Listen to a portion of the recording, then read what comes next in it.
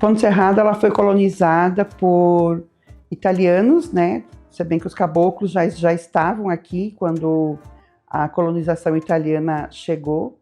E eles se organizaram, né? Se dividiram, como toda colonização acontece, né? Eles procuram espaços onde esses espaços podem representar um pouco daquilo que eles querem, né? Então a agricultura ela foi se dividindo, né, por comunidades e ao longo do tempo eles foram fazendo aquela agricultura bem tradicional e bem extrativista, né?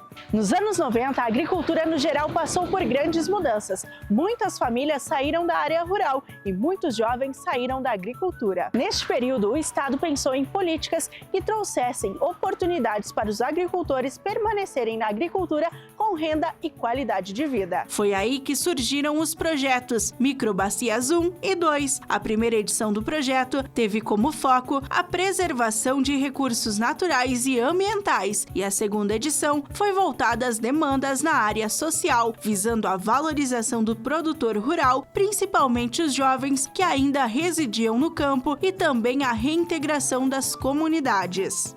Então, o projeto Microbacias 2, ele trabalhava com a questão da renda, das questões sociais, principalmente, né?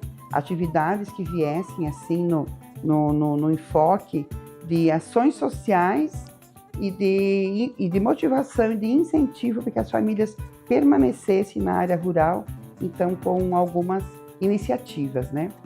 Foi nesse período no Microbacias 2 que nasceram, então, as festas comunitárias, né? Então, por que nasceram as festas comunitárias? A gente percebeu que através delas a gente ia poder trabalhar e resgatar essas raízes culturais deles, valorizar a gastronomia deles, porque as festas comunitárias elas têm esse objetivo, né?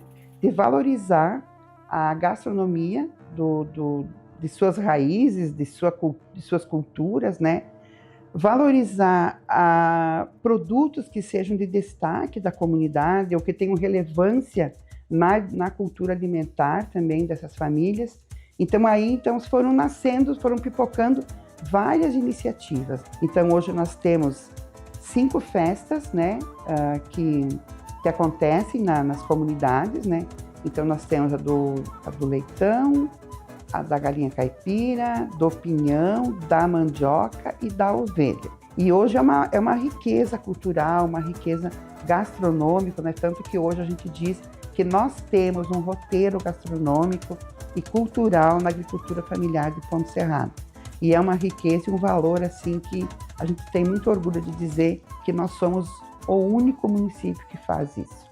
Há quase 20 anos, a comunidade de Bahia Baixa escolheu como tema de sua festa uma homenagem à suinocultura, visto que a localidade foi pioneira nesse ramo no município. A Festa do Leitão já está na sua 15ª edição, porém a primeira aconteceu há 18 anos e, apesar do sucesso de hoje, vários desafios foram encontrados ao longo do tempo.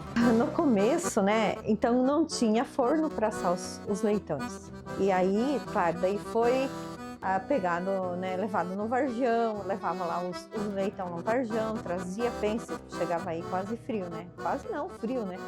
Aí depois, aí cada um cedia o seu forno, né? Então tinha porco espalhado por tudo, nas casas. Começamos sem nada, que nem a gente falava, pegava nas casas emprestado. Cada um levava tudo que tinha, era uma bagunça, né? Porque daí na hora de devolver as pessoas tinham que ficar marcando as coisas assim para devolver, era uma bagunça mesmo. Daí depois com o lucro a gente foi comprando tudo. A gente comprou também todos os pratos, mas daí, nossa, na cozinha você não conseguia entrar no outro dia de tanto prato, né? E ali foi a nossa comunidade mesmo que se reuniu e resolvemos assim, vamos pedir para o pessoal que traga esses talheres, né? Que daí facilita. E na verdade pegou e é uma coisa que funcionou muito bem, né? As pessoas trazem seus talheres. E hoje a nossa cozinha até equipada, claro, nem tudo tem, né? Sempre vai faltando alguma coisa, mas a gente conseguiu já equipar para andar, né, com as próprias pernas da comunidade. Então hoje ficou mais fácil, bem mais fácil do que antigamente. Porém, o nosso trabalho não começa apenas no dia. Já se inicia na quarta-feira, aí na quinta, na sexta, no sábado, domingo para lavar, organizar tudo. Então é bem trabalhoso, bem corrido. Mas menos agora do que antigamente. Nossa, meu Deus, né? A nossa comunidade sim, tem aquele planejamento, né? Então a primeira coisa, a gente se reúne entre conselho e define lá a lista de trabalhadores. Então lá tem as mulheres que fazem o molho ali do bacon, da torta de mandioca. Tem as mulheres que vão cozinhar a mandioca, vão moer. Aquelas que vão ralar o queijo. Tem todas assim especificadas já. Já tem, né? Entre as mulheres. Aquela que vai colocar o arroz, né? Aquelas que vão limpar o agrião, aquelas que vão limpar a salada. Então já estão escaladas, já antes. E aí chega na hora, todo mundo já sabe o que fazer, vai lá e bota a mão na massa. E desde também os churrasqueiros, quem assa porco, é tudo um planejamento. Isso aí a gente faz 1 mês e meio antes. É tudo um planejamento que se faz. E aí a coisa anda, né? Todo mundo pegando junto, a coisa só anda.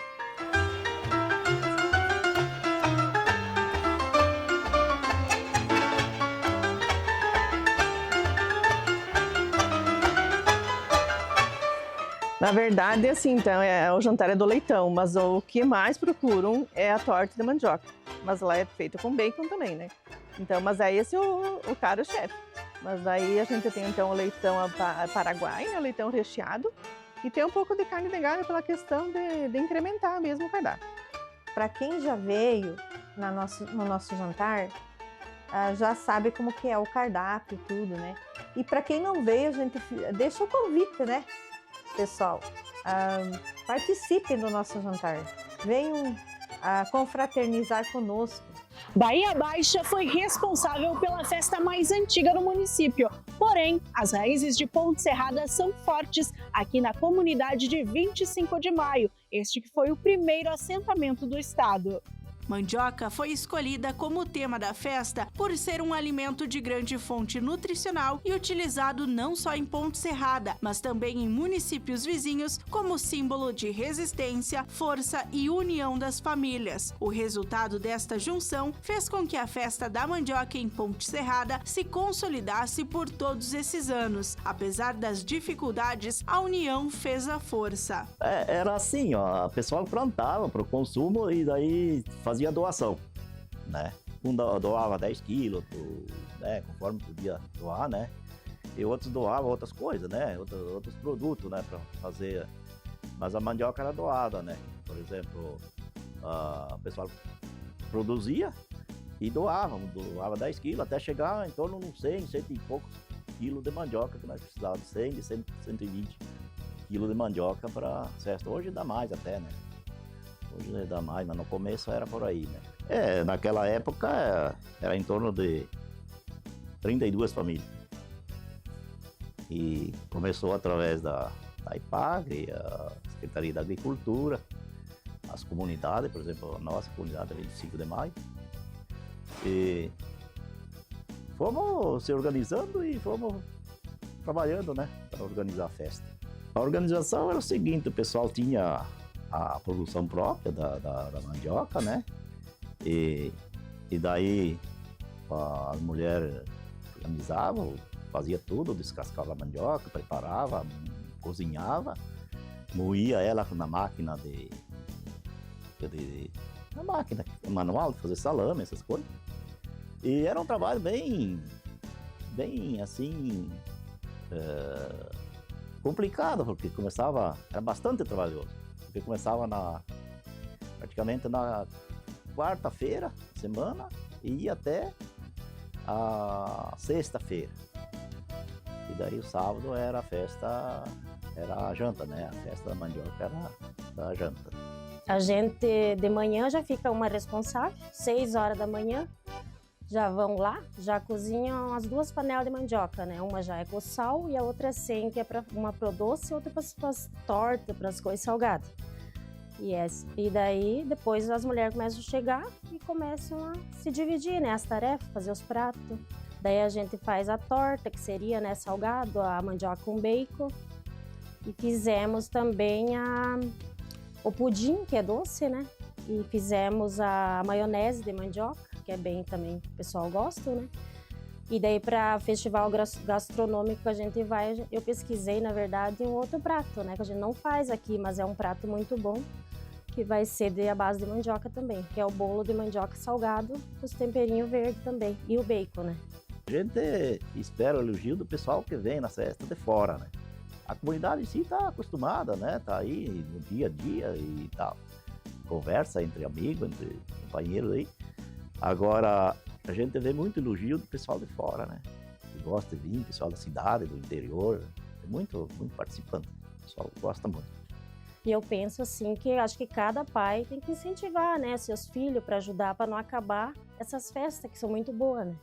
A poucos quilômetros do centro de Ponte Serrada, a comunidade de Santa Terezinha é dividida pela BR-282. A BR divide a localidade geograficamente, mas une as forças da comunidade. Mesmo que na época o salão tivesse data para ser desmanchado, a população local resistiu e por mais de uma década mantém a Festa do Pinhão uma tradição.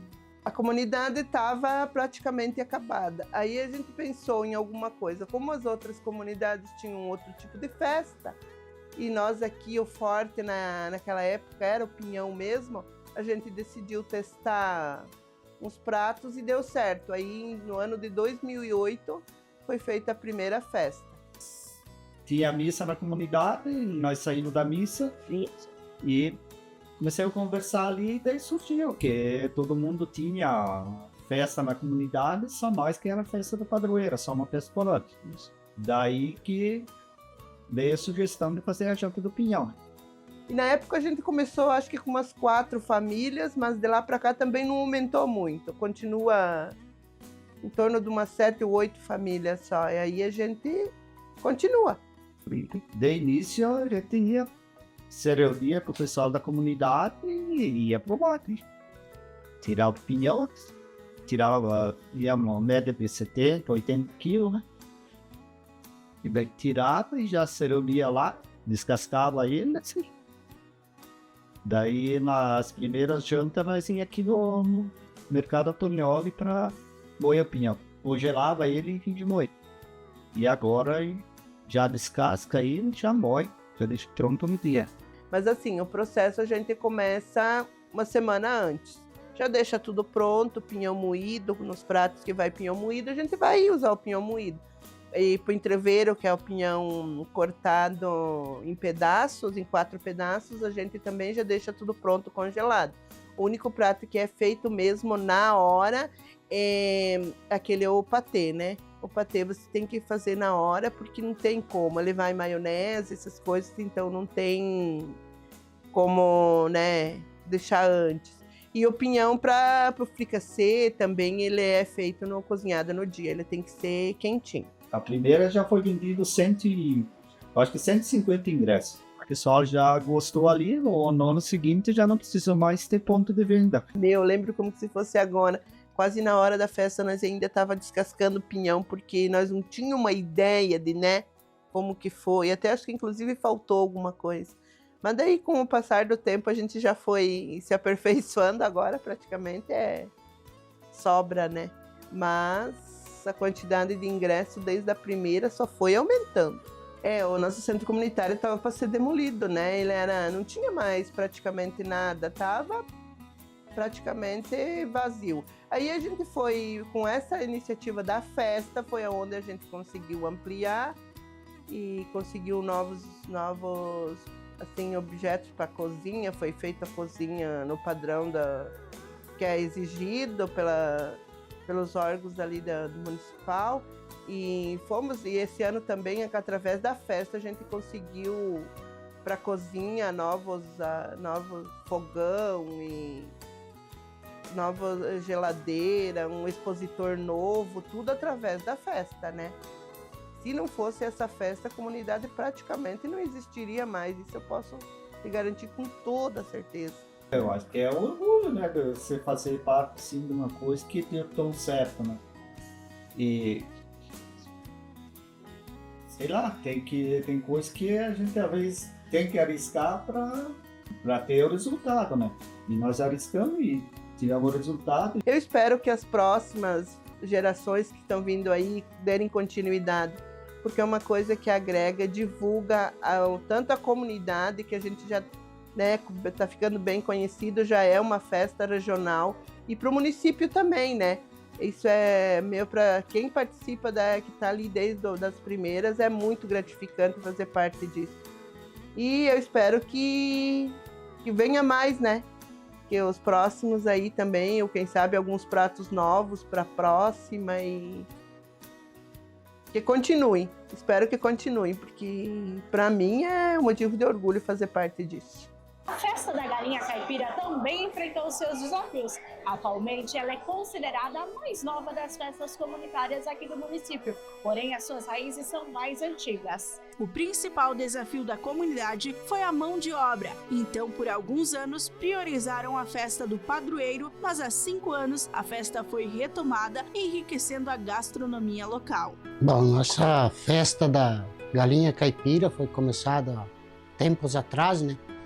Há 13 anos, e daí foi parado um pouco, porque daí nós fazia a festa da padroeira, daí fazia as duas, não tinha gente para trabalhar, né?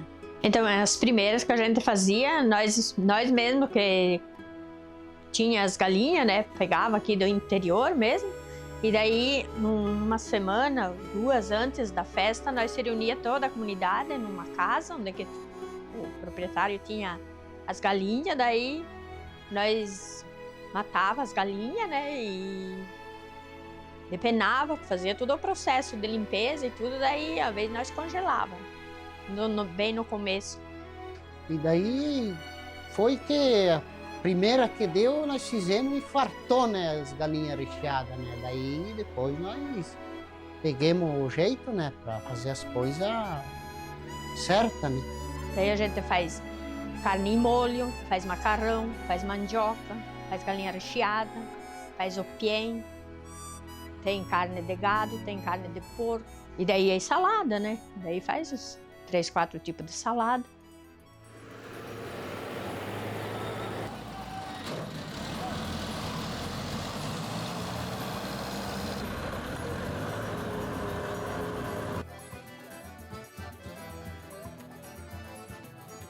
O opiem seria o mesmo recheio que a gente faz, que coloca dentro da galinha, né? Daí a gente faz e no começo a gente optou para fazer.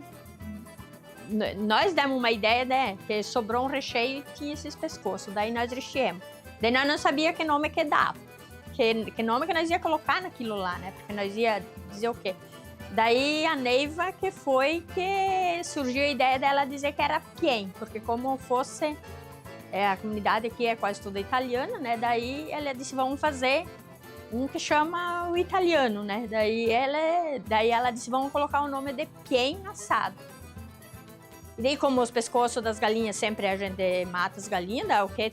Umas 20, 30 galinhas, daí era pouco, né? Daí todo mundo reclamava que não conseguia experimentar, não, né, queriam saber o que era, outros vinham por curiosidade. Daí tentamos, fizemos uma vez, enrolemos ele assim, enrolemos no papel alumínio, não deu certo. Daí experimentemos empanar um outro ano para assar, também não deu certo, porque daí ele se desmanchava. Daí até o Neuri falou assim, sabe o que, vamos fazer na tripa. Né, como a gente ensaca o salame, coisa, vamos para ver, todo mundo vai experimentar, né, daí fizemos e deu certo, né, e quanto mais nós fazemos, mais vai, nunca sobra. Até hoje deu certo as coisas, né, não dá para se queixar, né, o que nós fizemos foi tudo bem feito, o pessoal que vem aí gosta, né, e volta sempre, estamos aí, porque deve é. As raízes de Ponte Serrada vão muito além das festas comunitárias. Produtores e empreendedores que escolheram o município para produzir o sustento de suas famílias ganharam espaço no Festival Gastronômico Cultural, a mostra e degustação de vinho e produtos da culinária local. Evento que celebra a arte culinária ponte serradense e as raízes culturais. Então começou com uma amostra, a mostra e degustação de produtos e vinho colonial. Foi assim que ele começou, né? Há uns 15 anos atrás. E ele durou bastante tempo assim, né? Ele acontecia assim pequeno, as pessoas levavam lá, mas montavam aquele pequeno circuito e o pessoal vinha e degustava, né? E isso foi tomando corpo e ele foi evoluindo, né? E hoje, então, a gente tem o nosso Festival Gastronômico e Cultural, que tem como pano de fundo, assim, ó, a valorização dos nossos saberes, dos nossos sabores, né? Então, a gente foca bastante isso, né? Que Ponte Serrada tem a sua gastronomia, tem a sua cultura, tem os seus sabores, né? Tem os seus saberes, que o saber fazer é muito importante valorizar e preservar, né? E também uma questão de a comida, o alimento, como expressão de cultura, memória e identidade. Porque as pessoas se identificam muito pela alimentação, né? Quem é de raiz cabocla se identifica com um mix, né? Um menu, uma variedade de alimentos, né? Quem é italiano, quem é alemão, então cada cultura tem os seus sabores, os seus saberes, as suas memórias, né? E a identidade, que ela fica muito presente ali na questão do alimento, né?